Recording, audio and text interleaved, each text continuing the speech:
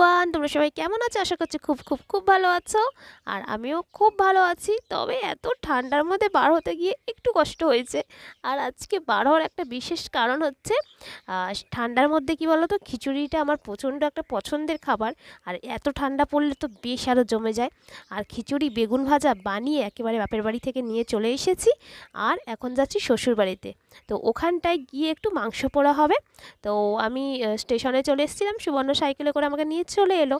আর এই দেখো মাংসের পিস এখানটায় কাটাকাটি করে রাখা আছে। আর এর মধ্যে এখন জাস্ট মশলা মাখানো হবে। ম্যারিনেশনটা সুবর্ণই বেশ ভালো করে করে, সেই কারণে ওর ওপর দায়িত্বটা ছেড়ে দিয়েছি, ওই করছে। আর হবে এইটা ঘুঁটের জালে। হ্যাঁ, আমি ও বাড়ি থেকে আসার সময় ঘুঁটেও সাথে করে নিয়ে এসেছি, কারণ এখানটা তো ঘুঁটে পাওয়া যাবে না। আর আমাদের বাপের বাড়ি ওখানটায় কি বলতো, অনেকগুলো বাড়িতে গরু আছে। তো গরুর গোবরের ঘুঁটে একেবারে নিয়ে চলে এসেছি ব্যাগে করে সাথে। তো এখানটা দেখতে পাচ্ছি সুবর্ণ এখন ম্যারিনেশন করছে মাংসটা। এটা না মানে আমার খুবই পছন্দের একটা খাবার বলতে পারো। কারণ পাতলা পাতলা পিস করে যখন মাংসটা পোড়ানো হয় তখন তার স্বাদটাই কিছু অন্যরকম হয়ে যায়। তো এখানটা ধনেপাতা রেখেছি, ধনেপাতার চাটনি, আর তোমার খিচুড়ি, বেগুন ভাজা, মাংস পোড়া, পাঁপড় ভাজা। পাঁপড়টা ভাজা না, পাঁপড় সেঁকা হবে। তো আজকে রাতে এই মেনু আছে। আর জাস্ট শীতটা পড়ার কারণে আর বাইরে এত ঠান্ডা ঠান্ডা হাওয়া দিচ্ছে, সে আজকে হবে ছাদের মধ্যে পিকনিকটা। ছাদে টেন্ট খাটানো হবে, ওখানটায় পিকনিকটা হবে। তো চলো তোমাদেরকে ছাদে নিয়ে যাই।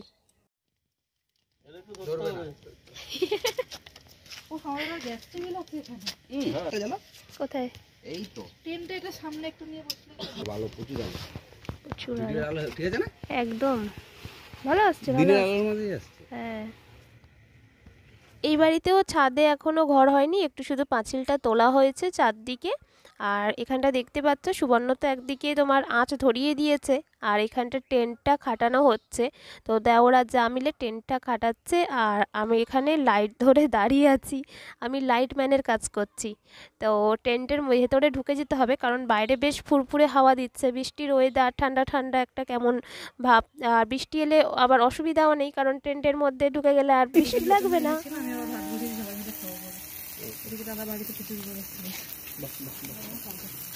সব কিছু মিলিয়ে আজকের নাইটটা জাস্ট জমজমাটে, বুঝলে? দেখতে পাচ্ছ সুবর্ণ এখানটায় রান্না করছে, আর মাংসর পিসগুলো মানে দুর্দান্ত দেখতে লাগছে।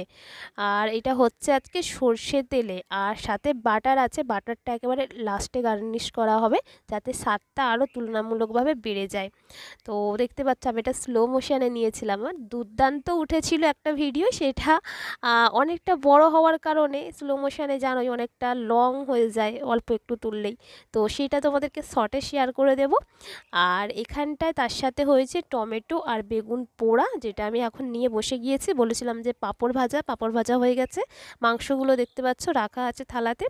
আর বেগুন আমি খাই না, সুবর্ণ খাবে, দেওর খাবে, আর যা খাবে তিনজন খাবে। বেগুন মাখাটা আমি মেখে দিচ্ছি।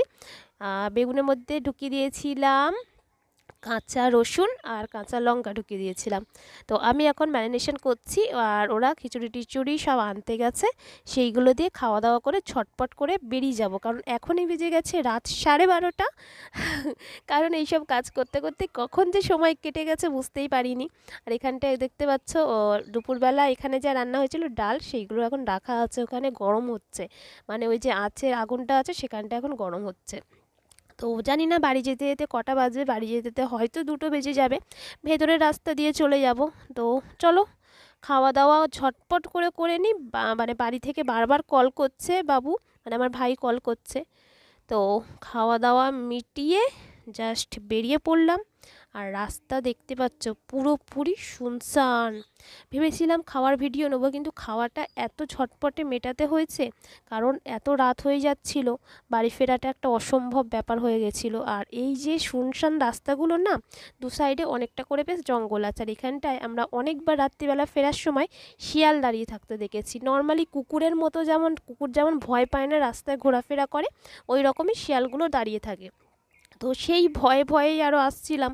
সুবর্ণকে বললাম জোরে বাইকটা টানো। আর এই যে এটা স্কুল ধার, এই জায়গাটা পার হয়ে গেলে আর অতটা ভয় থাকে না, কারণ এরপরে জনবসতিটা একটু ঘন হয়ে যায়।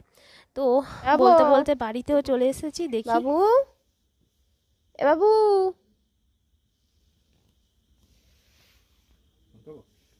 জেগে আছে?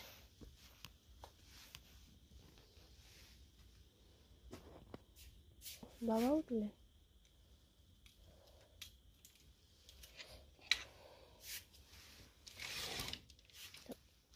আটকে দিচ্ছে।